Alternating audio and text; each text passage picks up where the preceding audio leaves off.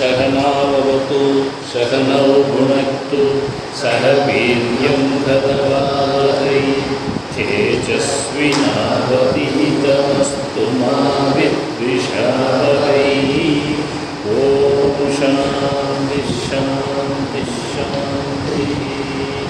सदाशिवसमारम्भां शङ्कराचार्यमध्यमाम् अस्मदाचार्यपर्यन्तां वन्दे गुरुपरम्पराम्। श्रीसम्बन्धमुदीक्ष्य वाचकपदे यान् शान्तिनं वैष्णवाः सन्तोषं सवदास्पदत्वकलनात् शम्भुं च शैवाविदुः। आनन्दात्मयशोभमानपदमप्रेमास्पदं योगिनः तान् पादाम्बुजरेणुदूततमसो वन्दे सदा श्रीगुरून्। ॐ स्थापकाय च धर्मस्य सर्वधर्मस्वरूपिणे अवतारवरिष्ठाय रामकृष्णाय ते नमः। जननीं शारदां देवीं रामकृष्णं जगद्गुरुं पादपद्मेतयो श्रुत्वा प्रणमामि मुहुर्मुहुः। नमः श्रीयतिराजाय विवेकानन्दसूरये सच्चित्सुखस्वरूपाय स्वामिने तापहारिणे। वेदवेदान्तशास्त्रज्ञं धर्मरक्षणनायकं चिद्भवानन्दशिष्यं तं पदं षण्मार्गदर्शनमपादकरुणापात्रं वेदपुरीनिवासिनम् आत्मविद्यागुरुं वन्दे ओंकारानन्दसद्गुरुम्।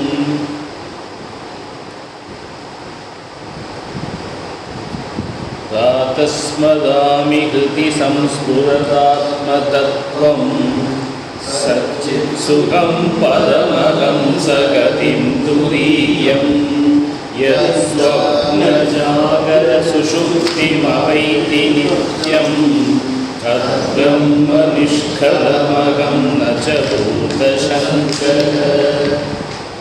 द्वादशस्मरणस्तोत्रத்தில் முதல் ஸ்லோகமான द्वादशस्मरामि हृदि संस्फुरदात्मतत्त्वம் அந்த ஸ்லோகத்தை இன்னைக்கு பார்ப்போம். இந்த ஸ்லோகத்துடைய ஒரு சம்மதி பார்த்தோம் அப்படின்னா என்ன இருக்குது அப்படின்னா, முதல்ல ஆத்மா என்பது பிரம்மன் என்பது சச்சித் சுகமாக இருக்கக்கூடியது அப்படிங்கிறது அதனுடைய தாத்பரியமாக இருந்து, எந்த ஆத்ம தத்துவமானது ஜாகிரது சுஷுப்தி அவை சொப்ன மூன்று நிலைகளுக்கு எப்பொழுதும் வேறாக நின்று அறிகிறதோ. ஏன்னா இந்த ஸ்லோகத்தில் என்ன சொன்னான்னா, ரெண்டு விஷயத்தை முதல்ல கிளாரிஃபை பண்ணால், எது இல்லைங்கிறது முதல்ல சொல்லிட்டார். நான் பூத சங்கம் இல்லை, நான் பூத கூட்டமைப்பு இல்லைங்கிறத முதல்ல நிராகாரம் பண்ணி முதல்ல அதை சொல்லிட்டார். அதுக்கப்புறம் ஆறு விஷயங்கள் அந்த இடத்துல சொல்கிறார். முதல்ல என்ன சொல்கிறான்னா, அவஸ்தாத்ரய சாட்சியாக இந்த ஆத்மாவானது இருக்கிறது அப்படிங்கிறார். ஜாகிரத் சொப்ன ஜாகிரத சுஷுப்திம் அவைத்தி அப்படிங்கிறது முதல் பாயிண்டாக இருக்குது. அதுக்கடுத்தது என்ன அப்படின்னா, நிஷ்கலம் பிரம்ம அஸ்தி, இதண்டற்ற பிளவற்ற அகண்டமாக இருக்கக்கூடிய பிரம்மம் இருக்கிறது. அந்த பிரம்மத்தை நான் ஸ்மரிக்கிறேன். இப்போ மூன்றாவது என்ன சொன்னோன்னா, அந்த ஆத்ம தத்துவம் எங்கே ஸ்புரிக்குது அப்படின்னா, கிருதி சம்ஸ்புரத்து ஆத்ம தத்துவம். கிருதி அப்படின்னா இந்த இடத்துல மனசு அப்படின்னு எடுத்துக்கணும். இப்போ அந்த மனதில் எப்பொழுதும் அந்த ஆத்ம தத்துவமானது ஸ்புரிக்கின்றது. அப்போ அந்த பிரம்மன் எப்படி இருக்குங்கிறத நான்காவதாக சொல்கிறார். சச்சித் சுகம், சத்தாகவும் சித்தாகவும் சுகமாகவும் தூய இருப்பு, தூய உணர்வு, தூய இன்பமாக இருக்கக்கூடியதுன்னு அந்த இடத்துல பிரம்மனுடைய ஸ்வரூபத்தையும் சொல்லிட்டு, அந்த பிரம்மஸ்வரூபம் என்ன அப்படின்னா பரமஹம்சகதிம் அப்படின்னு சொல்கிறார். பரமஹம்ச துறவிகளுக்கு இலக்காக இருக்கக்கூடியது அந்த பிரம்மம். அப்போ அந்த பிரம்மனுக்கு இன்னொரு பெயர் என்ன சொல்கிறார் அப்படின்னா, ஆறாவதாக துரியம்ங்கிறது சொல்கிறார். துரியம் என்றால் தூய சைதன்யம். அப்போ இந்த ஆறு விஷயமும் ஒன்று தான். இந்த ஆறு விஷயமாக இருக்கக்கூடிய அந்த தூய சைதன்யத்தை அகம் ராதக ஸ்மராமி, நான் தினசரி காலையில் ஸ்மரிக்கிறேன் அப்படின்னு சொன்னார். அப்போ இந்த முதல் ஸ்லோகத்தில் அவர் சொன்ன விஷயம் என்னென்னா, ஆத்மா சச்சித் சுகமாக இருக்கிறது. சச்சித் சுகம் பிரம்ம அப்படிங்கிறது தான் முதல் ஸ்லோகத்தினுடைய தாத்பரியம். இரண்டாவது ஸ்லோகத்தை என்ன சொல்கிறார் அப்படின்னா, ஆத்மா ஸ்வயம் பிரகாசக, ஆத்மா ஸ்வயமாக பிரகாசிக்கக்கூடியது, அது பிரகாசிக்கிறதுக்கு இன்னொரு லைட் தேவையில்லை அப்படிங்கிறத சொல்லக்கூடிய ஸ்லோகமாக இருக்கிறது. ஒரு சின்ன ஸ்லோகமாக இருந்தாலும் அதில் பல விஷயங்கள் சொல்கிறார். அதை கொஞ்சம் விரிவாக நம்ம எல்லாமே பார்ப்போம். முதல்ல அந்த ரெண்டாவது ஸ்லோகத்தை படிச்சிடலாம். த்வாதல்பஜாமி மனசா வசசாமகம்யம்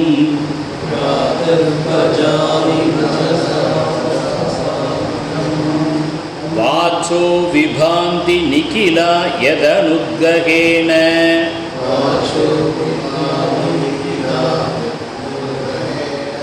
யன்னேதி நேதி வசனைர் நிகமா அவோச்சுஹு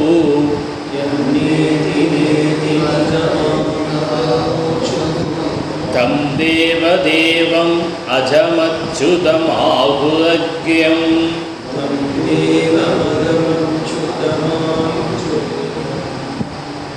அப்போ இதை பிரித்து சொன்னேன். ராதக பஜாமி மனசா வச்சசாம் அகம்யம் வாச்சக விபாந்தி நிகிலா யத் அனுக்ரகேன.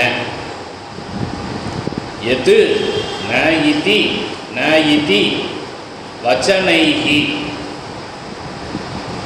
நிகமா அவோச்சுஹு நிகமாக அவோச்சுஹு தம் தேவதேவம் அஜம் அச்சுதம் ஆகுஹு அக்ரியம். இந்த பதவிபாகம்.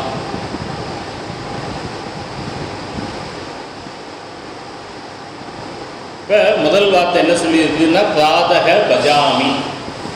பஜாமி அப்படிங்கிறத நம்ம கடைசியாக தான் நேற்றில் பார்ப்போம். இருந்தாலும் பிராதக அப்படிங்கிற சப்தத்துக்கு அது நேற்றுக்கு நம்ம பார்க்கப்ப அதிகாலைன்னு ஒரு விளக்கம் பார்த்தோம். இன்னொன்று என்ன சொன்னோம்னா, நம்ம எழுந்திரித்த உடனே அப்படின்னு பார்த்தோம். பட் இதில் என்னென்னா, இதில் இன்னொரு காலமாக எப்படி சொல்லலாம் அப்படின்னா, காலை 4:30 6 மணி வரைக்கும் பிரம்ம முகூர்த்தம்னு சொல்லக்கூடிய நேரமாக இருக்கிறது. அது பிரம்ம முகூர்த்தம்னு சொல்லக்கூடியது. ஆனால் யோகிகளுக்கு, சாதுக்களுக்கு, யாரெல்லாம் இந்த ஆத்ம தத்துவத்தை அறிய விரும்புகிறார்களோ, முமுட்சுக்களுக்கு, ஜிக்னாசுகளுக்கெல்லாம் என்னென்னா, அந்த காலையில் இந்த 3:40 4:20 வரைக்கும் ஒரு டைம் இருக்குது. 40 நிமிஷம், இந்த ஒரு நாளிகைன்னு சொல்கிற மாதிரி இந்த 45 நிமிஷம் இருக்குது. அது ரொம்ப ஒரு வீரியமான உத்தமமான காலம்னு சொல்கிறாங்க. அதாவது 3:40 4 வரைக்கும் நீங்கள் எடுத்து நீங்கள் எந்த ஒரு வேலை செஞ்சாலும் அது உங்கள் மனசில் அப்படியே ஸ்திரமாக இருக்கும். அதனால தான் காலை எழுந்தவுடன் படிப்பு. ஆனால் நம்ம காலைக்கு 10 மணி நினச்சிக்கோம், அப்படி இல்லை. 3:40 4:20 வரைக்கும் ஆத்ம தத்துவத்தை சிந்தனை செய்யக்கூடிய காலமாகவும், அல்லது ஏதாவது ஜபம் பண்ணலாம். இது நமக்கான, நம்மளுடைய ஆன்ம சாதனைக்கான நேரமாக நாம் பயன்படுத்தி கொள்ள வேண்டும். அப்போ இங்கே என்ன முதல் ஸ்லோகத்தில் என்ன சொன்னார்னா, ஸ்வதாமி என்கின்ற பதத்தை உபயோகித்தார். இங்கே என்ன பதத்தை உபயோகிக்கிறார்னா, பஜாமி என்கிறது.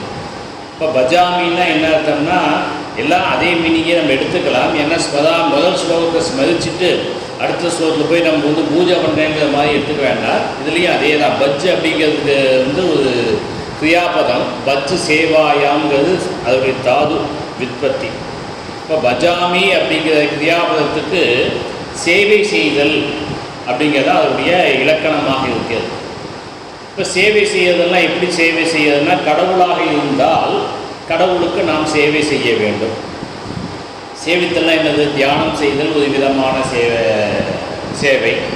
நம்ம அந்த கோயிலுக்கு போயிட்டு நம்ம பிரதட்சணம் பண்ணுறது ஒரு விதமான சேவை. அங்கே இருக்கக்கூடிய பணிகளை செய்வது ஒரு விதமான சேவை. இப்படி நிறைய சேவைகள் நமக்கு செய்ய முடியும்.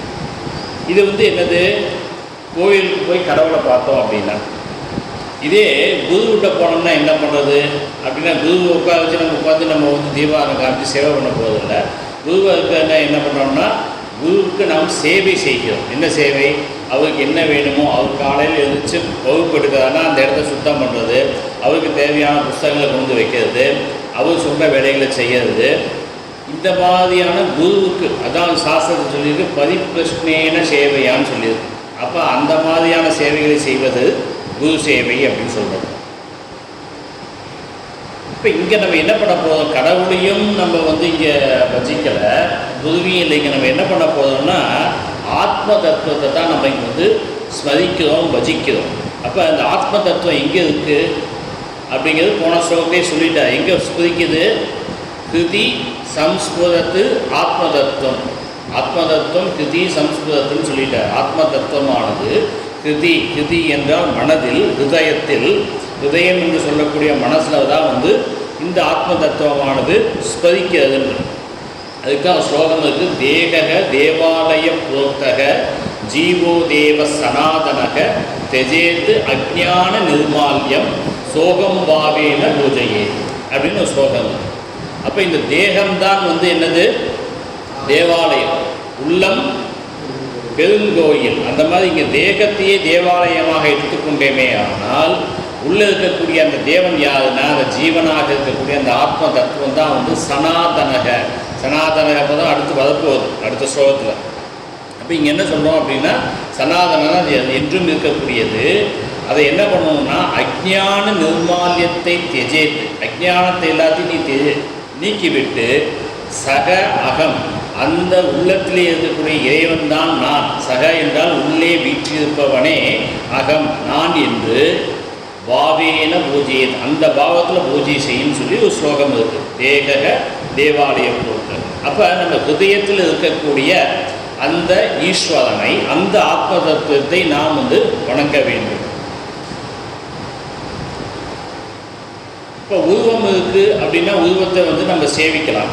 இல்லையே அது உருவம் இல்லாமல் அருவமாக இருக்கிறதே அப்படிங்கிறது. இப்போ இதுக்கு இன்னொரு உதாரணம் பார்த்தோம்னா, இப்போ கோயிலுக்கு போனோம் அப்படின்னா இந்த கோயில் எப்படி இருக்குது அப்படின்னா நம்ம எடுத்த உடனே நேரம் உள்ளே போயிட முடியாது. 5 பிரகாரங்கள் இருக்கும். நம்ம வந்து ஒரு அளவுக்கு தான் உள்ள அலோவ் பண்ணுவாங்க. 3வது பிரகாரம் வரைக்கும் தான் போக முடியும். உள்ள 4வது அந்த உள்ளே இருக்கக்கூடிய இடத்துல நம்ம போகவே முடியாது. எந்த கோயிலாக இருந்தாலும் சரி. என்ன காரணம்னா அது லிமிட் வச்சுருக்காங்க. அதுபோல் நம்மளுடைய ஆத்மாவும் ஹிருதயத்திலையும் என்ன இருக்குன்னா பஞ்ச கோஷங்களுக்கு மத்தியில் தான் இந்த ஆத்ம தத்துவமானது சுதிக்கிறது. பஞ்ச கோஷங்கிறது நம்ம படிச்சிருக்கோம். அன்னமய, பிராணமய, மனோமய, விஞ்ஞானமய, ஆனந்தமயன்னு அந்த 5 கோஷங்களுக்குள்ளே தான் வந்து இந்த ஆத்மாவானது இருக்கிறது. அது கூட ஆத்ம போதத்தில் பார்த்தோம். இது சுற்றி இந்த 5 கோஷங்கள் இருக்கிறதுனால அந்தந்த மையமாக தோன்றியது, ஆனால் எதுவும் அல்ல அப்படின்னு இங்கே பார்த்தோம். அதனால் இந்த ஆத்மா எங்கே இருக்குது அப்படின்னா அந்த பஞ்சகோஷத்துக்கு மத்தியத்தில் இருக்கிறதுனால அவரை எப்படி அடையுதல், அவரை எப்படி அறிதல் அப்படிங்கிறத பற்றி இந்த ஸ்லோகத்தை சொல்கிறார். அதான் பிராதக பஜாமி. அடுத்த வார்த்தையில் என்ன சொல்கிறார் அப்படின்னா மனசா வச்சசாம் அகம்யம்னு கொடுக்குறார். மனதினாலோ வாக்கினாலோ அடைய முடியாது. இப்போ முதல்ல இது வந்து இந்த அகம்யம் அப்படிங்கிற பதத்தை வந்து 2க்கும் காமனாக எடுத்துக்கணும். இதுக்கு மனசுக்கும் அகம்யம், மனசா அகம்யம், அடுத்தது வச்சசாம் அகம்யம்னு 2யும் தனித்தனியாக பார்த்தா கரெக்டாக இருக்கும். முதல்ல நம்ம வந்து என்ன பண்ணுறோம்? மனசா அகம்யம், மனதினால் அதை அடைய முடியாது. அடைய முடியாது என்ன? அறிய முடியாது. ஏன் அடைய முடியாது அப்படின்னா, இல்லை இன்னொரு பாடப்பேதம் இருக்குது. மனசா அகம்யம்னு இருக்குது. இன்னொரு சில புத்தகத்தில் மனசோன்னு கொடுத்துருக்கோம். மனசோன்னா மனசகங்கிறது பதம், 2ம் ஒன்று தான். அதில் ஒன்றும் பெரிய வித்தியாசம் இல்லை. இப்போ மனதினால் அடைய முடியாதுன்னா என்ன காரணம் அப்படின்னா, இதை ஒரு படிப்படியாக பார்த்தோம் அப்படின்னா முதல்ல இந்த மனசுக்கு என்ன டெஃபினிஷன் கொடுத்துருக்கு? சங்கல்ப விகல்பாத்மகம் மனக. இந்த மனசு என்ன பண்ணணும்னா சங்கல்பமும் பண்ணோம், விகல்பமும் பண்ணும். ஸோ அப்போ எந்த ஒரு விஷயமானது ஸ்திரமாக இல்லாமல் சங்கல்பமாகவும் விகல்பமாகவும் இருக்கிறதோ அப்படிப்பட்ட மனதை கொண்டு ஏதாவது செய்ய முடியுமா? இப்போ நம்ம ஒரு வண்டியில் போகிறோம், அந்த வண்டி வந்து கொஞ்ச நேரத்துக்கு வண்டி ஓடும், அப்போ 10 நிமிஷம் நிற்கும், அப்போ மறுபடியும் போகும். அப்படிங்கிற மாதிரி இருந்தால் நம்மளுடைய இலக்கை வந்து நேரடியாக போய் அடைய முடியுமானா முடியாது. இப்போ நம்ம வந்து நம்ம இலக்கை நோக்கி போகிறதுக்கு ஒரு வாகனம் வேணும்னா அந்த வாகனம் முழுமையாக ஓடுவதாக இருக்க வேண்டும். அதுபோல் இங்கே என்ன பண்ணுறோம்னா இந்த மனசு சங்கல்பமாகவும் விகல்பமாகவும் இருக்கிறது. அதனால தான் அமிர்த பிந்து உபனிஷத்தில் வந்து முதல் 2 ஸ்லோகங்கள் மனசை பற்றி சொல்லுது. முதல் ஸ்லோகம் என்ன சொன்னோம்னா இந்த மனசுங்கிறது 2 விதமாக இருக்கிறது. ஒன்று வந்து சுத்த மனசாக இருக்குது, இன்னொன்று வந்து அசுத்தமான மனதாக இருக்கிறது. இந்த சுத்த மனசில் என்ன இருக்குன்னா எல்லாம் காமமே உள்ளே இருக்குது, காம சங்கல்பத்தினால நிறைஞ்சு இருக்கிறதா இருக்குது. இது அசுத்த மனது. சுத்தமான மனசு எப்படி இருக்குன்னா காமம் விற்றதாக இருக்கிறது, எந்த விதமான ஆசைகளும் மற்றதாக இருக்குதுன்னு சொல்லிட்டு அவர் என்ன சொன்னார், இந்த மனசு தான் மனுஷனுடைய பந்தத்துக்கும் காரணம், முக்திக்கும் காரணம் தான். மனையேவ மனுஷியானாம் காரணம் பந்த மோட்சயோகம். பந்தத்துக்கும் அதுதான் காரணம், மோட்சத்துக்கும் அதுதான் காரணம். அப்போ எந்த ஒரு வஸ்துவானது பந்தத்திற்கும் காரணமாக இருக்கிறது, மோட்சத்திற்கும் காரணமாக இருக்கிறதோ அது எப்படி நம்மை அடைவிக்கும்? அது ரெண்டுக்குமே காரணமாக இருக்கேன். 50% இதுக்கும் போது இதுக்கு. அதுக்கு அவர் என்ன சொல்கிறாங்க, அந்த இடத்துல பந்தம் எப்படி வரும்னா, நீ விஷயங்களில் முழுமையாக ஈடுபட்ட ஆனால் உனக்கு என்ன ஆயிடுதுன்னா பந்தன் ஆகிடுவேன். இப்போ நான் இங்கே வந்திருக்கோம், இருக்கோம், ஒரு சாஸ்திரத்தை கற்றுறோம், அந்த சாஸ்திரத்தை மட்டும் நம்ம எடுத்துகிட்டு போனால் பரவாயில்ல, எனக்கு இது பிடிச்சிருக்கு இதையும் எடுத்துகிட்டு போகிறேன் அப்படின்னா என்ன ஆகுதுன்னா அதில் எனக்கு பந்தம் வந்தது. அப்போ அந்த பந்தம் விஷயத்தில் பிடிக்க என்ன ஆகுதுன்னா அதில் நிறைய நம்ம பந்தப்படுறோம்.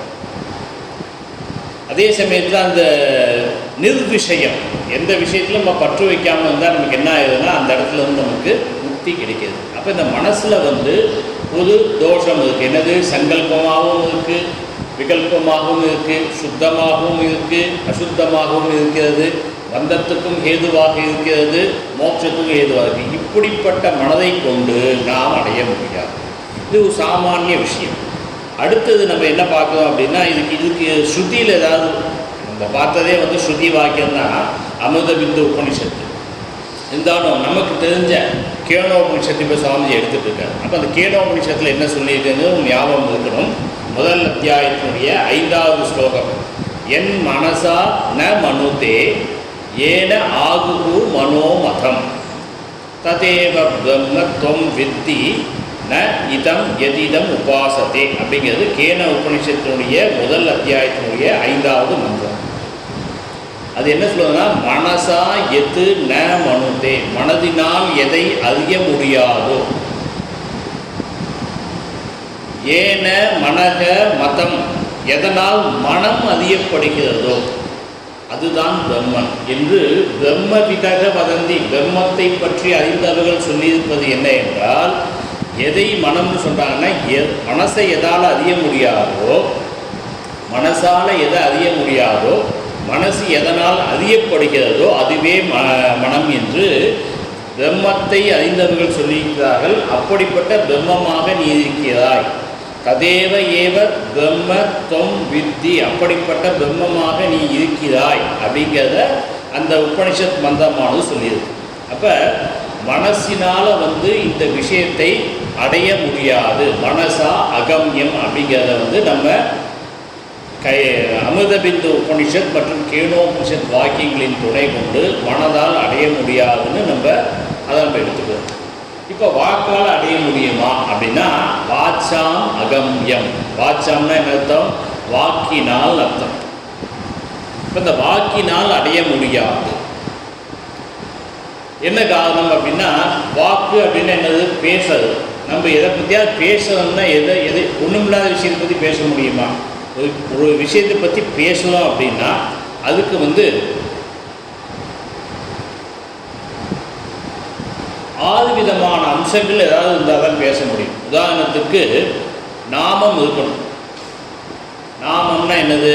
இப்போ வந்து இது வந்து ஒரு கண்ணாடி அப்படின்னு இருந்ததுன்னா, இந்த கண்ணாடியை பற்றி பேச ஆரம்பிச்சோன்னா ஒரு சிலர் வந்து 1 மணி நேரம் பேசுவாங்க. இந்த கண்ணாடி இங்கே இருக்குது, இதில் இங்கே விலை கம்மி, இங்கே இந்த குவாலிட்டி, எவ்வளோ வேணால் பேசலாம். என்ன காரணம்? அந்த நாமத்தை சொன்னோன்னா அவங்களுக்கு மனசில் அது ஸ்புரிக்குது. இல்லை அப்படின்னா அடுத்தது என்னது? ரூபம். அதை பார்த்த உடனே நம்ம சொல்கிறோம். இப்போ பேர் சொல்லாமல் இதை பார்த்த உடனே என்ன சொல்கிறோம்? ஒரு மொபைலை பார்த்த உடனே நம்ம என்ன சொல்கிறோம்? இது ஐஃபோனுங்கிறோம். எப்படி தெரியுது? நமக்கு அந்த ரூபம் ஏற்கனவே பதிவாக இருந்ததுனால அதை பற்றி சொல்ல வேண்டியது. அதே மாதிரி அந்த செயலை பார்த்து சொல்லலாம். நாம ரூப கர்ம, அந்த ஒரு செயலை பார்த்து.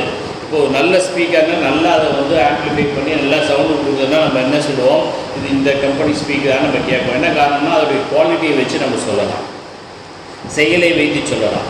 அதுபோல் அதோடைய ஜாதினா அதில் இருக்கக்கூடிய மற்ற அம்சங்களை எல்லாத்தையும் பார்த்து சொல்லலாம். அதுபோல் மற்ற குணங்கள் இதை எல்லாத்தையும் வைத்து தான் வந்து நம்ம என்ன பண்ண முடியும்? இந்த மாதிரியான விசேஷங்களை வைத்து தான் நம்ம என்ன பண்ண முடியும்னா ஒரு விஷயத்தை வர்ணிக்க முடியும். எதுவுமே இல்லாமல் எப்படி வர்ணிக்க முடியும்? நம்ம எந்த ஒரு வஸ்துவை எடுத்துக்கொண்டாலும் மொபைல் ஃபோன் அப்படின்னா நம்ம என்ன கேட்போம்? ஸ்மார்ட் ஃபோனான்னு கேட்போம். அதோடைய ஜாதி ஸ்மார்ட் ஃபோன் ஒரு விஷயம். இன்னொன்று என்னது? பட்டன் ஃபோனுங்க. அது வந்து ஆர்டினரி ஃபோன் சொல்லலாம், பட்டன் ஃபோன். அப்போ இந்த ஸ்மார்ட் ஃபோனுக்குள்ளே என்ன ஃபீச்சர்ஸ் இருக்குது, என்ன கம்பெனி, எந்த மேனுஃபேக்சரிங் டேட், இதை பற்றி ஒன்றொன்னா பேச அவஸ்துவான விஷயத்தை பற்றி பேசிக்கொண்டே போகலாம். அப்படி பேசுவதால் நம்ம அதை அடைய முடியுமா? இப்போ ஃபோன்னா காசு கொடுத்து தான் நம்ம வாங்குவோம். அதை பற்றி ஒரு மணி நேரம் பேசிட்டேன், அந்த ஃபோனை கொடுன்னா கிடைக்குமா? அதுபோல் இது ஃபோன், இது மனசு இது வாக்கு அப்படிங்கிறதுனால நம்ம வந்து பேசத்தான் முடியுமே தவிர வாக்கினால் அடைய முடியாது. இதுக்கு தைத்தியோபனிஷத்தில் ஸ்ருதி இருக்குது. ஏதோ வாச்சா நிவர்த்தந்தே அப்ராப்பிய மனசா சக ஆனந்தம் தர்மனோ வித்வான் அப்படின்னு இருக்கு. அப்போ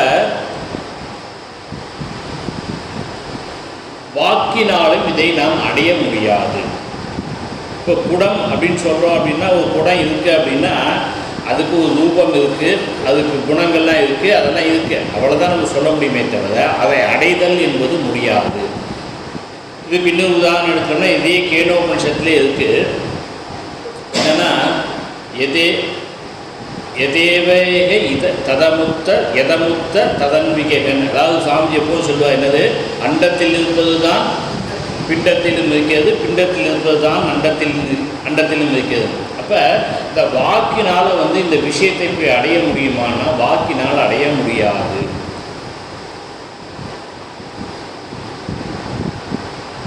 வேதாந்த சாதத்தை நம்ம பார்த்துட்ருக்கோம். அதில் வந்து ஒரு 173வது தலைப்பு என்ன சொல்லியிருக்குன்னா, ஒரு பிரகாசம் இருக்கிறது அப்படின்னா அந்த இப்போ சூரியன் இருக்குது. இப்போ எனக்கு சூரியனை பார்க்கணும் அப்படிங்கிறதுக்கு நான் ஒரு டார்ச் லைட் வச்சு போய் பார்க்க முடியுமா? அந்த டார்ச் லைட் வச்சு போய் பார்க்க வேண்டிய அவசியம் இல்லை. அப்படி எடுத்துகிட்டு போனாலும் என்ன ஆகும் அப்படின்னா வந்து அந்த சூரியனுடைய பிரகாசத்தில் இந்த ஒளியானது மங்கிவிடும். அதுபோல் இந்த ஆத்ம தத்துவத்தை அறிவதற்கு மனதோ அல்லது வாக்கோ எந்த விதமான உதவியும் செய்வதில்லை. என்ன காரணம் அப்படின்னா ஸ்வயம் பிரகாசமானத்வா, அது தானாகவே ஒளிர்வதாக இருக்கிறது. அப்போ இதை நாம் எப்படித்தான் அறிய முடியும் என்றால் அதுக்கு அடுத்த பதில் சொல்கிறார். முதல் என்ன பார்த்துருக்கோம்? ராதக பஜாமி மனசா வச்சசா அகம்யம். அப்போ மனதால் எதை அடைய முடியாதோ, வாக்கினால் எதை அடைய முடியாதோ அதை காலையில் பஜிக்கிறேன்னு சொல்லியாச்சு. இப்போ எதனால் வந்து அதை அறிய முடியுங்கிறத சொல்கிறார். ஃபஸ்ட்டு என்ன முடியாதுன்னு சொல்லிட்டார். ஏன்னா போன ஸ்லோகத்துலேயும் அப்படி தான் பண்ணோம். நான் பூத சங்கம் அல்லன்னு சொல்லி நிவர்த்தி பண்ணிட்டு அதுக்கப்புறம் எதுங்கிறது சொன்னார். இங்கே அப்படி என்ன பண்ணுறார் அப்படின்னா, மனதால் அடைய முடியாது, வாக்கால் அடைய முடியாதுங்கிறத தெளிவாக சொல்லிட்டு அடுத்தது என்ன சொல்கிறார் அப்படின்னா, எத்து அனுகிரகேன நிகிலாகா வாச்சக விபாந்தி அப்படிங்கிறது ரெண்டாவது பகுதி. வாச்சோ விபாந்தி நிகிலா எதனுகிரகேன அப்படிங்கிறது இரண்டாவது பகுதி. அப்போ இது அதுக்கு என்ன மீனிங் அப்படின்னா, எந்த தத்துவத்தினுடைய அனுகிரகத்தினால் வாச்சக விபாந்தி, நிகிலாகா வாச்சக விபாந்தி, எந்த தத்துவத்தினுடைய அனுகிரகத்தினால் இந்த சப்தமானது பிரகாசிக்கிறது அப்படின்னு சொல்றார். அப்போ எந்த ஆத்ம தத்துவம் அப்படின்னு நம்ம எடுத்துக்கணும். எத்து அனுகிரகேன அப்படின்னா என்ன அர்த்தம்னா, எதன் அனுகிரகத்தினால் அர்த்தம். அப்போ எதன் அனுகிரகம் போன ஸ்லோகத்திலே நம்ம பார்த்துட்டோம், ஆத்ம தத்துவம்னு எடுத்துட்டோம். அப்போ இங்கே நம்ம என்ன எடுத்துக்கணும்னா, எந்த ஆத்ம தத்துவத்தின் அனுகிரகத்தினால். இப்போ ஆத்ம தத்துவம் இதை செய்ய முடியுமா அப்படின்னு ஒரு கேள்வி வரும். ஆத்ம தத்துவம் வந்து எல்லாவற்றையும் பிரகாசிக்க முடியுமா அப்படிங்கிறதுக்கு ஒரு கேள்வி வந்துடும். அதற்கு நிறைய உதாரணம் இருக்குது. நம்ம முதல்ல வந்து பிரகடன கிரந்தமாக இருக்கக்கூடிய ஆத்மபோதம் பார்த்ததுனால அதுலேருந்தே போவோம். ஆத்மபோதத்துடைய ஒரு ஸ்லோகம் இருக்குது. என்னென்னா 20வது ஸ்லோகம், ஆத்ம சைதன்யம் ஆசிரிய தேக இந்திரிய மனோதியகன் இருக்குது. ஆத்ம சைதன்யத்தை ஆசிரித்துத்தான் தேகமும் மனமும் புத்தியும் இந்திரியங்கள் எல்லாமே செயல்படுகின்றன. தேக இந்திரிய மனோ தியக, தியகன்னா புத்தியங்கிறதுல. அப்போ தேகம் இந்திரியம் மனசு புத்தி எல்லாம் எதை ஆசிரித்து செயல்படுகின்றன? ஆத்ம தத்துவத்தை ஆசிரித்து. அதற்கு உதாரணம் அடுத்த வரியில் சொல்றார், ஸ்வக்கிரியாயேஷு வர்த்தந்தே யதா சூரியலோகே ஜனாக. இந்த ஜனங்கள் எல்லாம் எப்படி செய்கிறாங்க, வேலை செய்கிறாங்க அப்படின்னா, சூரியன் வந்தால் தான் அவங்களால வேலை செய்ய முடியும். சூரியனுடைய ஒளி பிரகாசம் இல்லைன்னா நமக்கு வெளிச்சம் இருக்காது. அப்போ அந்த சூரிய ஒளியை கொண்டு எப்படி அவர்கள் தங்களுக்கு தேவையான ஆரோக்கியத்தையும் பெற்றுக்கொண்டு அவர்கள் உழைக்கிறார்களோ, அப்போ அந்த சூரியனுடைய துணையோடு அவர்களுடைய கிரியையில் ஈடுபடுற மாதிரி ஆத்ம சைதன்யத்தினுடைய துணையை கொண்டுதான் இந்த தேகம் இந்திரியம் மனது புத்தி முதலியவைகள் செயல்படுகின்றன அப்படிங்கிறது 20வது ஸ்லோகத்தில் ஆத்ம போதத்தை சொல்லியிருக்கு. அதே ஆத்ம போதத்தில் இன்னொரு விஷயம் அவர் இன்னும் தெளிவாக சொல்லுது 28வது ஸ்லோகம். அதில் தான் இந்த விஷயத்தை இந்த நம்ம பார்க்கக்கூடிய இந்த விஷயத்துக்கு அதில் தான் விட இருக்கு. என்ன சொல்கிறதுன்னா, ஆத்மா அவபாசயதி ஏகக புத்தியாதீனி இந்திரியாண்யபி தீபோ கடாதிபத் ஸ்வாத்மா ஜடைஹி தைஹி ந அவபாசியதே. இது 28வது ஸ்லோகம் ஆத்மபோதம். இது என்ன சொல்லுது அப்படின்னா, ஆத்மா ஏகக, ஆத்மா ஏகன்னு அந்த பிரம்ம ஆத்ம தத்துவம்னு சொல்லக்கூடிய விஷயமானது ஒன்றாகத்தான் இருக்கிறது. அந்த ஏகக என்ன பண்ணுது? புத்தி ஆதீனி இந்திரியாண்யபி, புத்தி எல்லா இந்திரியங்கள் மனசு புத்தி எல்லாவற்றையும் என்ன பண்ணுது? அவபாசயதி, அவபாசயதினா பிரகாசிக்கிறது. ஆத்மா ஏகக புத்தி ஆதீனி இந்திரியாண்யபி, அனைத்து விதமான இந்திரியங்கள் புத்தி மனசு போன்றவற்றை என்ன பண்ணுது? பிரகாசிக்கிறது. எப்படி பிரகாசிக்கிறது? தீபக கடாதிபத்து. ஒரு அறை இருக்குது, ரூமு. இந்த ரூம் இருட்டாக இருக்குது. அப்போ இந்த ரூமில் நான் ஒரு 2 குடத்தை எடுக்கணும் அப்படிங்கிறப்ப ஏதாவது விஷயங்கள் வஸ்து இருக்குது, அதை எடுக்கணுங்கிறப்ப நான் என்ன பண்ணுறேன்? அந்த ஒரு தீபத்தை போட்டோன்னு என்ன ஆகுது? அது காமிக்கிறது, இந்த இடத்துல அந்த சேர் இருக்குது, இந்த இடத்துல இது ஆசனம் இருக்குது, இந்த இடத்துல புஸ்தகம் இருக்குது, இந்த இடத்துல தெய்வம் இருக்குது, இந்த இடத்துல ஸ்பூன் இருக்குது. எல்லாத்தையும் என்ன பண்ணுது? அந்த தீபம் நமக்கு காட்டி கொடுக்கிறது. இப்போ அந்த தீபத்தை அணைச்சிட்டோம்னா நமக்கு எதுவுமே தெரியாது. இருட்டாகிறப்ப நம்மால் எதையும் அறிய முடியாது. அப்போ தீபக கடாதிபத்து, தீபம் எப்படி எல்லாவற்றையும் பிரகாசிக்கிறதோ அதுபோல ஆத்மா எல்லாவற்றையும் பிரகாசிக்கிறது. ஆத்மா தான் தன்னுடைய பிரகாசத்தினால் எல்லாவற்றையும் பிரகாசிக்கிறது. அடுத்த ஒரு வார்த்தை சொன்னால் அதுதான் ரொம்ப முக்கியம். தைஹி ஜடைஹி ந அவபாசியதே, அந்த ஜடமான வஸ்துக்களால் ஆத்ம தத்துவத்தை பிரகாசிப்படுத்த முடியாது. இப்போ இங்கே இந்த அறையில் இருக்கக்கூடிய பொருட்களை அதிக விரும்பி நான் லைட்டை போடுறேன், அதன் மூலமாக எனக்கு எல்லாம் தெரியுது. இப்போ நான் லைட் ஆஃப் பண்ணிவிட்டு இந்த சேதை வச்சு நான் லைட்டை எரிய வைக்க முடியுமா? இப்போ இந்த சேதை வச்சு நான் இங்கே ஒளியை பார்க்க முடியுமானா முடியாது. அப்போ இந்த அறையில் இருக்கக்கூடிய வஸ்துக்களை எல்லாம் நான் பார்ப்பதற்கு நமக்கு அந்த தீபம்தான் துணையாக இருக்கிறது. இந்த வஸ்துக்களால் அந்த தீபத்தை பிரகாசிக்கப்படுத்த முடியாது. அதுபோல் ஆத்மா தான் என்ன பண்ணுது? புத்தி மனசு இந்திரியங்கள் எல்லாவற்றையும் பிரகாசிக்கப்படுகிறது.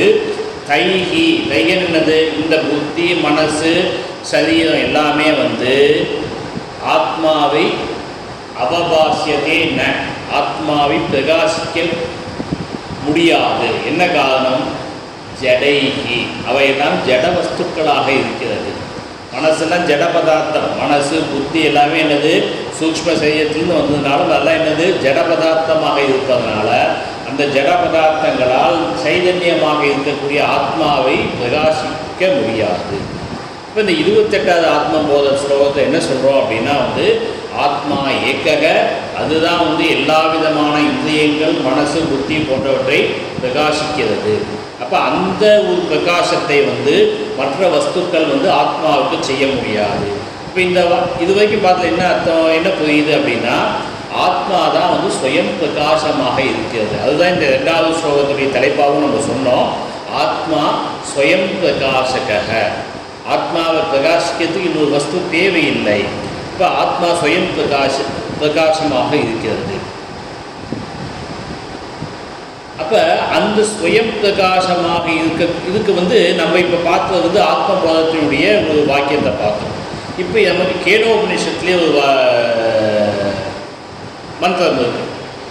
எத்வாச்சா அனப்யுதிதம் ஏன வாக்கு அப்யுக்யதே ததேவ பிரம்ம தொம் வித்தி நேதம் எதிதம் உபாசத்தே. இப்போ இது என்ன சொல்கிறார், எந்த தத்துவமானது வாக்கினால் அறிய முடியாதோ, எதனால் வாக்கு அறியப்படுகிறதோ அப்படிப்பட்ட தத்துவமாக இருக்கிறாங்கிறது நம்ம அதுலேயும் சொல்லியிருக்கு. கேனோபனிஷத்தில் மனசுக்கும் ஸ்லோகம் சொல்லியிருக்கு, வாக்குக்கும் ஸ்லோகம் சொல்லியிருக்கு. நம்ம இப்போ என்ன பண்ணோம், மனசாலையும் அடைய முடியாது, வாக்காலையும் அடைய முடியாது. அனுகிரகேன எந்த ஆத்ம தத்துவத்தின் அனுகிரகத்தினால் நிகிலாக வாச்சக விபாந்தி அனைத்து விஷயங்களும், நிகிலாகனா முழுமையான அனைத்துன்னு அர்த்தம். எப்படி ஒரு இந்த அதைக்கான விளக்கை நம்ம போட்டோம்னா அனைத்து பொருட்களையும் நம்ம பார்க்கறோமோ அதுபோல நிகிலாக வாச்சாக விபாந்தி, விபாந்தின்னு என்னது, பிரகாசிக்கின்றன. எப்படி அனுகிரகேன எந்த ஆத்ம தத்துவத்தின் அனுகிரகத்தினால். அப்ப எந்த ஆத்ம தத்துவத்தின் அனுகிரகத்தினால் பிரகாசிக்கிறதுன்னு சொல்லியாச்சு.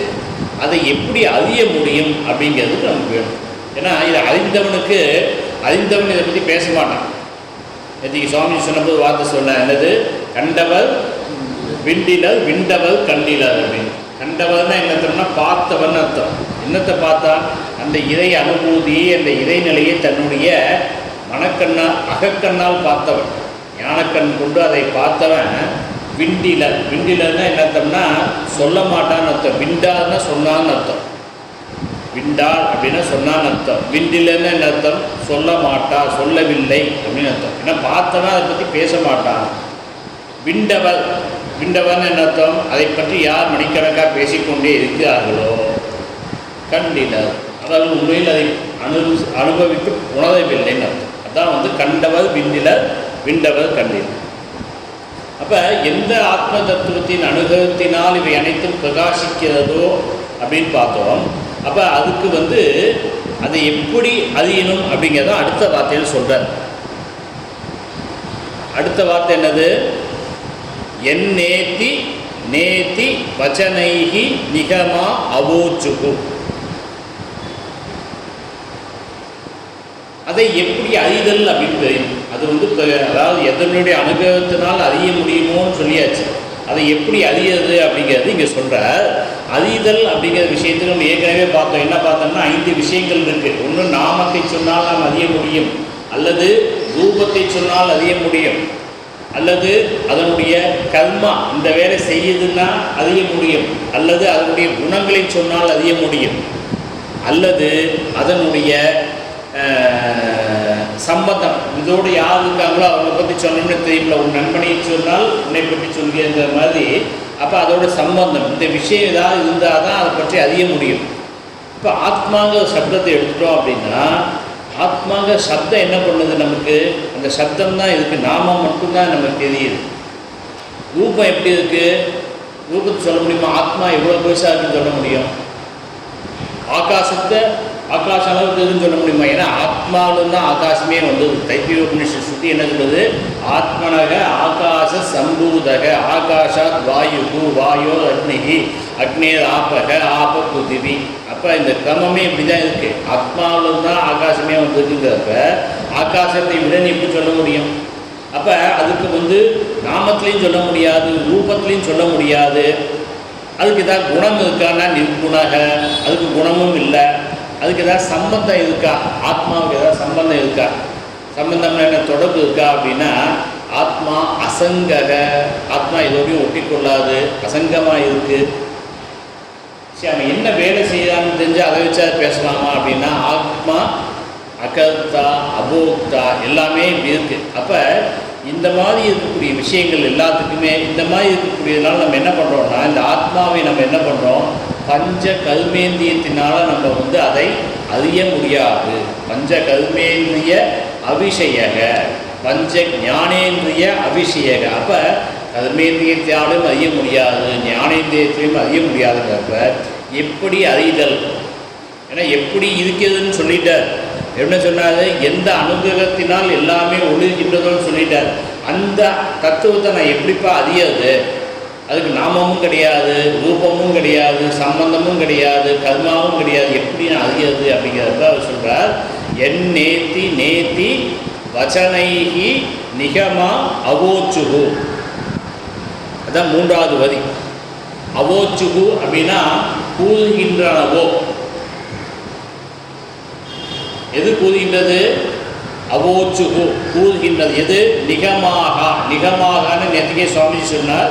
ஆகமம் ஆகி நின்று அன்னிப்பான் தாழ்வார். ஆகமும் நிகமும் எல்லாம் ஒன்றுதான். அப்போ நிகமாக அப்படின்னா வேதங்கள் எல்லாம்னு அர்த்தம். நிகமாக அப்படிங்கிற சப்தத்துக்கு வேதங்கள்னு அர்த்தம். அப்போ வேத வாக்கியங்கள் அல்லது உபனிஷத் வாக்கியங்கள் அப்படி வேணால் எடுத்துக்கலாம். அப்போ எந்த வேதத்தினுடைய வாக்கியங்கள் கூறுகிறது? என்ன கூறுகிறது? நாயிதி நாயிதி. நாயித்தின்னு என்ன அர்த்தம்? இது அல்ல இது அல்ல. இது அல்ல இது அல்லன்னு என்ன அர்த்தம்? எது நாயிதி நாயிதி. அப்போ எது அப்படின்னா என்ன அர்த்தம்னா எந்த விஷயத்தை இது அல்ல இது அல்ல என்று வேதங்கள் கூறுகிறதோ, எந்த விஷயத்தை நம்ம பார்க்கறது எல்லாமே விஷயம் என்னது? ஆத்ம தத்துவம் தான். இது சம்ஸ்கிருதத்து ஆத்ம தத்துவம். அப்போ அந்த ஆத்ம தத்துவத்தை என்ன பண்ணுது அப்படின்னா இது அல்ல இது அல்ல. இது வந்து ஒரு விதமான உபாயம். ஒரு விஷயத்தை தெரிந்து கொள்றப்ப நம்ம என்ன பண்ணுறோம்னா எது இல்லையோ அதை சரியாக புரிஞ்சுக்கிட்டோம்னா எது சரியான விஷயமோ அதை புரிஞ்சுக்கலாம். அப்போ கர்ம இந்திரியங்களால் அதை அறிய முடியாது, ஞானேந்திரியங்களால் அறிய முடியாதுன்னா சொல்லியாச்சு. அப்படிங்கிறப்ப அதை எப்படி தான் அறிய முடியும்? அப்படிங்கிறப்ப அதை வந்து இது ஒரு உபாயமாக சொல்லியிருக்கு. என்னென்னா நிஷேதம் செய்தல் அப்படின்னு அர்த்தம். ஒரு ஒரு பொண்ணு இல்லை, இந்த ரூமில் வந்து ஒரு 10 வஸ்து இருக்குது அப்படிங்கிறப்ப ஒரு வஸ்துவை நான் பார்க்கணுங்கிறப்ப ஒவ்வொரு வஸ்துவாக பார்த்து இது அல்ல இது அல்லன்னு நிஷேதம் பண்ணுறப்ப நான் எந்த வஸ்துவை பார்க்க வேண்டுமோ அந்த வஸ்து எனக்கு நன்றாக தெளிவாக புரியும். அப்போ இந்த நாயிதிங்கிறது என்ன சொல்கிறோம்னா எதையெல்லாம் நம்ம வஸ்துவாக நினச்சிருக்கோமோ. ஏன்னா நம்ம சரீரத்திலிருந்து பிறந்ததுலேருந்து நம்ம வந்து தேகாத்ம புத்தியோடையே இருக்கிறதுனால நம்ம எப்படி இருக்கோம்? எல்லாத்தையுமே நம்மளுக்கு நினச்சிக்கிறோம். அதான் எனக்கு சொன்ன மாதிரி நான் என்னுடைய ஆசனம், என்னுடைய டேபிள் எல்லாமே என்னது நினைக்கிறப்ப அந்த ஒரு அந்த ஒரு விஷயம் உள்ள உட்கார்ந்துருக்கு பாவம். அதனால இங்கே என்ன பண்ணணும் அப்படின்னா வந்து எல்லாத்தையும் நீக்கணுங்கிற உண்மையான தத்துவத்தை கண்டுபிடிக்க வேண்டுமென்றால் நீ என்னது தவறானது எல்லாத்தையும் நீக்கணும். இப்போ தவறான விஷயத்தை எல்லாத்தையும் நீக்கிறதுக்கு தான் என்ன சொல்லணும்னா நிஷேதம் செய்ததுக்கு தான் வந்து நாயிதி நாயிதி அப்படின்னா என்ன அர்த்தம்னா இது அல்ல இது அல்ல. அப்போ என்ன அர்த்தம்? மனதால் அடைய முடியாது. ஓகே, அடுத்து எதை நீங்கள் நிஷேதம் பண்ணோம்? வாக்கால் அடைய முடியாது, அதையும் நிஷேதம் பண்ணியாச்சு. அடுத்து இந்திரியங்களால் அறிய முடியாது, நிஷேதம் பண்ணியாச்சு. அப்போ எதனுடைய ஒளி தான் நமக்கு அது துணையாக இருக்குன்னா அது அந்த ஆத்ம தத்துவம்.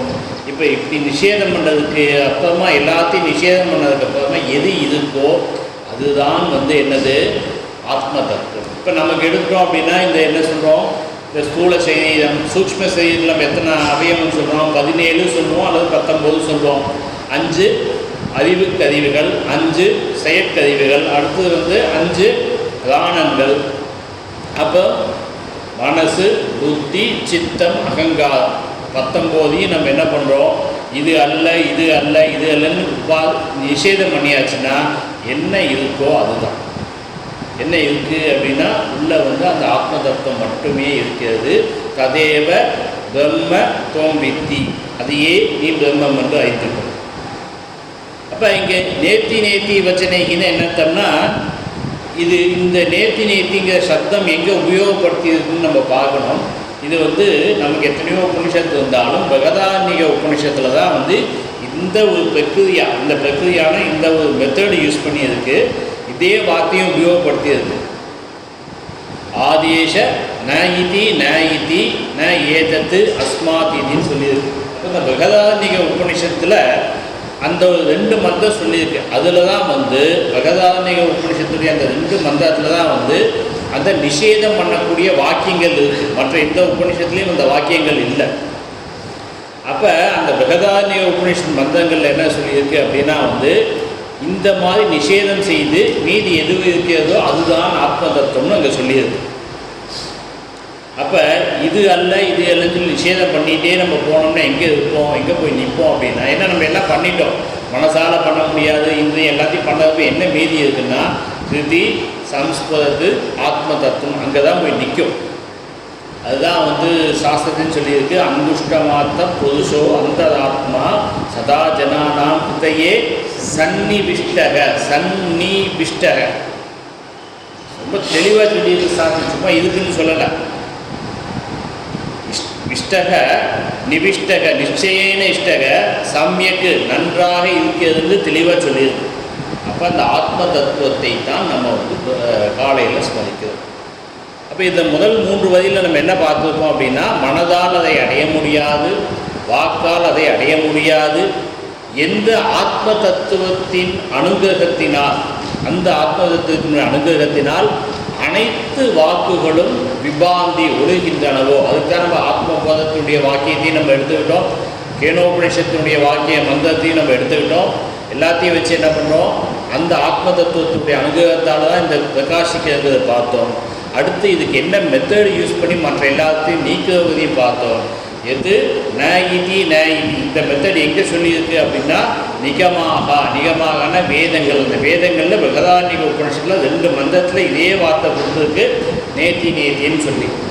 அப்போ அந்த வார்த்தைகள் மூலமாக என்னது இவற்றை எல்லாரும் நிஷேதம் பண்ணிட்டு அந்த ஆத்ம தத்துவத்தை நான் நன்றாக அறிகிறேன். அப்போ அந்த ஆத்ம தத்துவத்தை அறிகிறேன்னு சொன்னதுக்கப்புறமா அதை பற்றி சொல்லணுங்கிறதுக்காக அடுத்த லைனில் அந்த ஆத்ம தத்துவத்துடைய மற்ற விசேஷ நாமங்களை எல்லாம் சொல்கிறார்.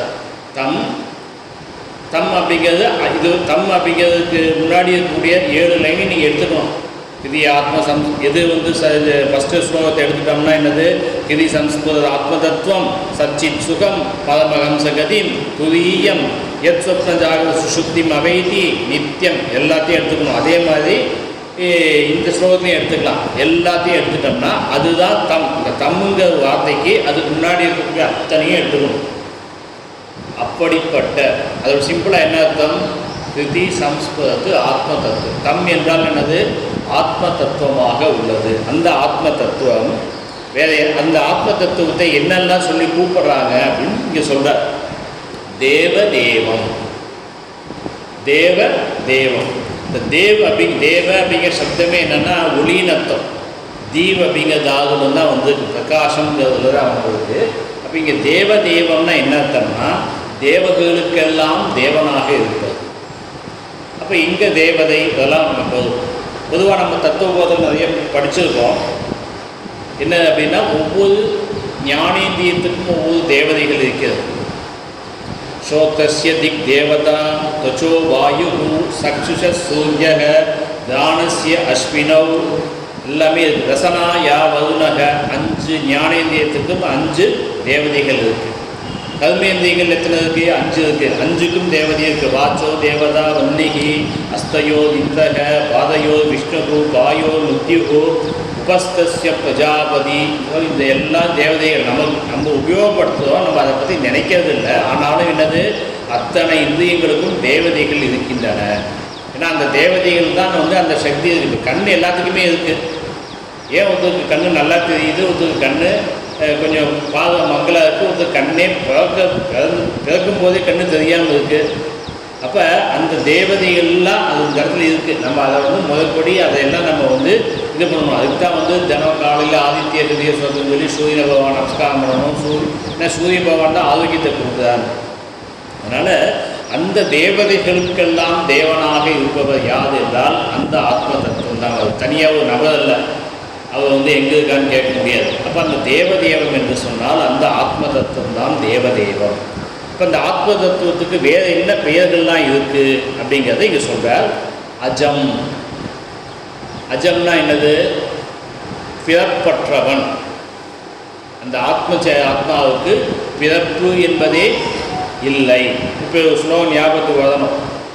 ந ஜாயதே வா கதாச்சித்து நாயம் பூத்வா அவிதாவனாகு. அந்த மாதிரி அஜோ நித்யக சாஸ்வதக அயம் புராணக ந ஹன்யதே அந்நியமானே சரின்னு. அப்போ அது மாதிரி என்னென்னா அஜக அப்படின்னா என்னத்தம்னா அந்த ஆத்ம தத்துவத்திற்கு பிறப்பு என்பதே இல்லை, பிறப்பற்றதாக இருக்கிறது.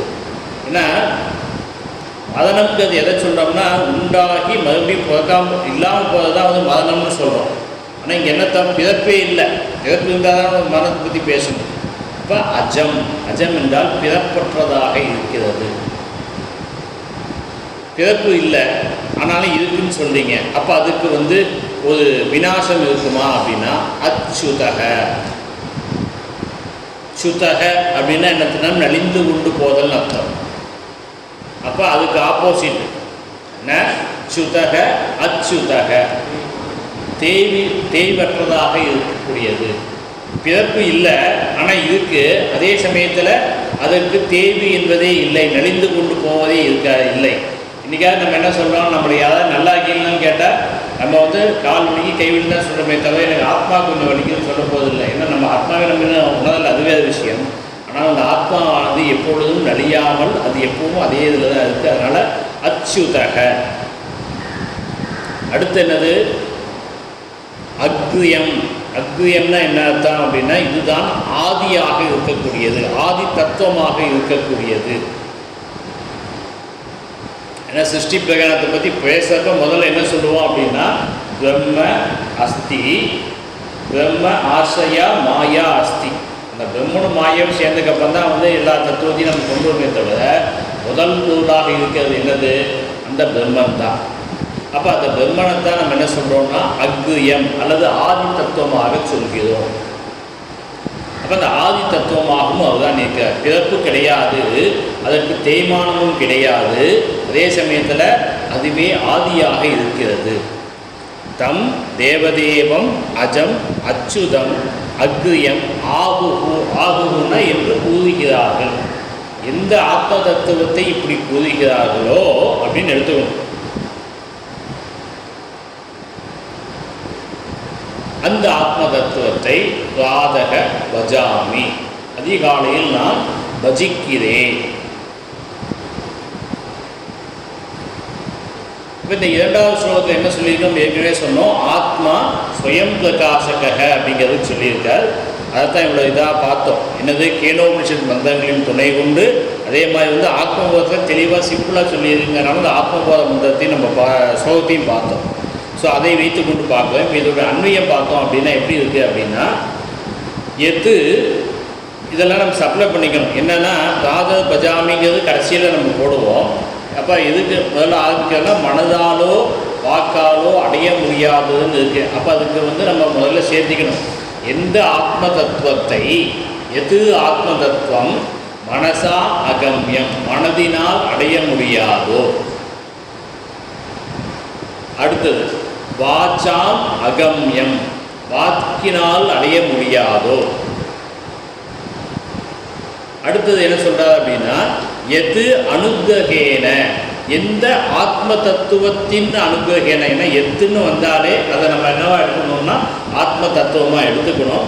இல்லையாத இடத்துல அந்த எத்து சப்ளை பண்ணிக்கணும். அப்போ இந்த இடத்துல ரெண்டாவது வகையில் எத்துங்கிறது அதையே கொடுத்துருக்காதனால எந்த ஆத்ம தத்துவத்தினுடைய அனுகிரகத்தினால்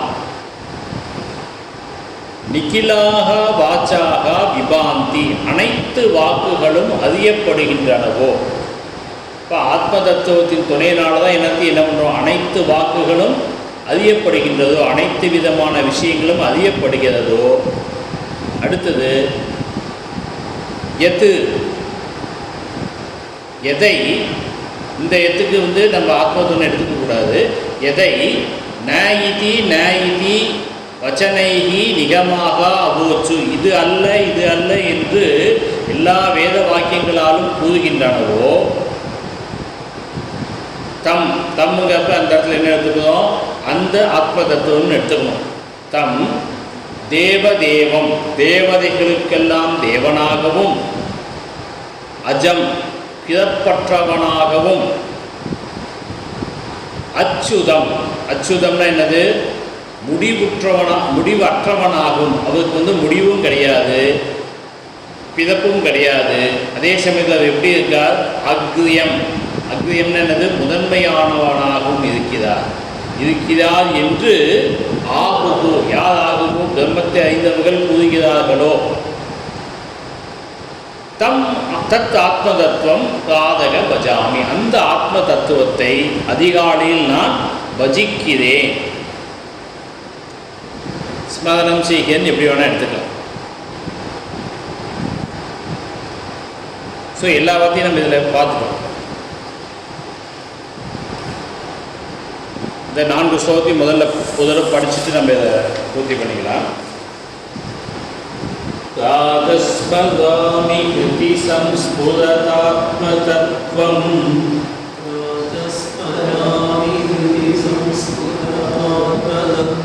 சச்சித் சுகம் பரமஹம்ச கதிம் துரீயம்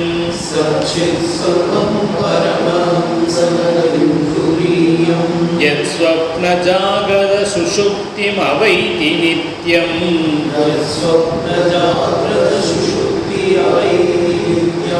தத்ப்ரஹ்ம நிஷ்கலமகம் ந ச பூதசங்கக.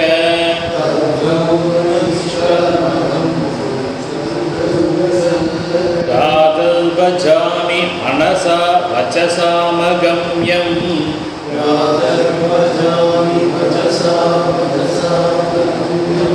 வாச்சோ விபாந்தி நிகிலா யதனுக்ரஹேன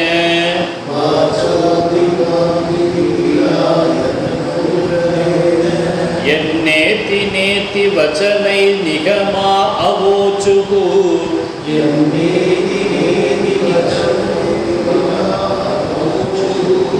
தம் தேவ தேவமஜமச்சுதம் ஆஹுரக்ரியம்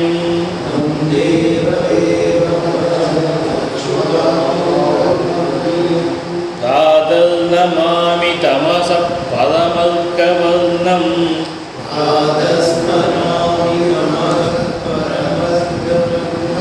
பூர்ணம் சனாதனபதம் புருஷோத்தமாக்கியம்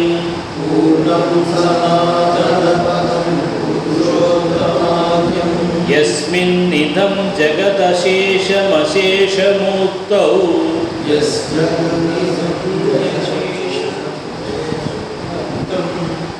ரஜ்வாம்புஜங்கமயிவ பிரதிபாசிதம் வை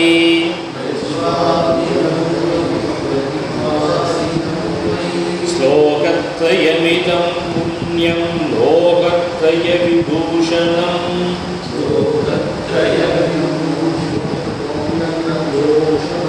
காதக்காலே படேத்யஸ்து சகச்சேத் பரமம் பதம் சகச்சேத் பரமம் பதம். ஓம் பூர்ணமத பூர்ணமிதம் பூர்ணாத் பூர்ணமுதச்யதே பூர்ணஸ்ய பூர்ணமாதாய பூர்ணமேவாவசிஷ்யதே. ஓம் சாந்தி சாந்தி சாந்தி. ஹரி ஓம்.